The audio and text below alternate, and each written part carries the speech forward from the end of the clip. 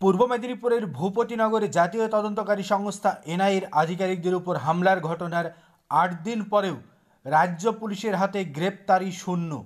গত ৬ এপ্রিল কিভাবে এনআইএর আধিকারিকদের তাড়া করা হয়েছিল, কী পরিস্থিতি তৈরি হয়েছিল, তার উপযুক্ত প্রমাণসহ ভিডিও ফুটেজ পুলিশকে পাঠিয়েছে জাতীয় তদন্তকারী সংস্থা। হামলার ঘটনায় ভাঙচুর হওয়া গাড়িটি ফরেনসিক পরীক্ষার জন্য চেয়েছিল ভূপতিনগর থানার পুলিশ। এনআইএ জানিয়েছে, গাড়ির সামনের কাঁচ ভেঙে যাওয়ায় সেটা নিয়ে যাওয়া সম্ভব নয়। চাইলে ফরেনসিক আধিকারিকরা তাদের অফিসে এসে গাড়িটি পরীক্ষা করতে পারেন, তাতে এনআইএর কোনো আপত্তি নেই। এরপরে জেলা পুলিশের পক্ষ থেকে আর এনআইএ অফিসে গিয়ে গাড়িটি পরীক্ষা করার ইচ্ছা প্রকাশ করা হয়নি। এনআইএ তদন্ত ভূপতিনগরের এনআইএ তদন্ত কার্যত বুমেরাং হতে চলেছে শাসক দলের। জেলা পুলিশ সিদ্ধান্ত নিয়েছে এনআইএর অফিসে গিয়ে গাড়িটি পরীক্ষা করা হবে কিনা সেটা ভেবে দেখা হবে।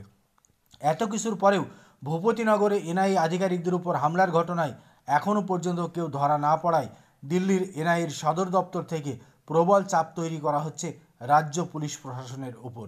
পূর্ব মেদিনীপুরের এসপিকে সরাসরি ভূপতিনগরের ওই দিন এনআইএর আধিকারিকদের উপরে যেভাবে তাড়া করা হয়েছিল এবং যেভাবে তাদের পূর্ব পরিকল্পনা অনুযায়ী আক্রমণ করা হয়েছে, সবটাই ভিডিও ফুটেজ আকারে পূর্ব মেদিনীপুরের জেলা পুলিশ সুপারের কাছে পাঠিয়ে দেওয়া হয়েছে।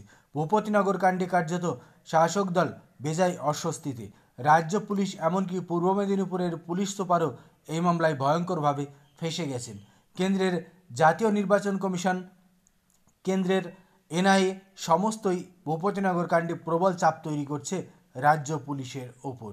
এই মুহূর্তের ভূপতিনগর কাণ্ডের সবচেয়ে বড় আপডেট, এখনও পর্যন্ত গ্রেপ্তার হয়নি রাজ্য পুলিশের হাতে কোনো অপরাধী।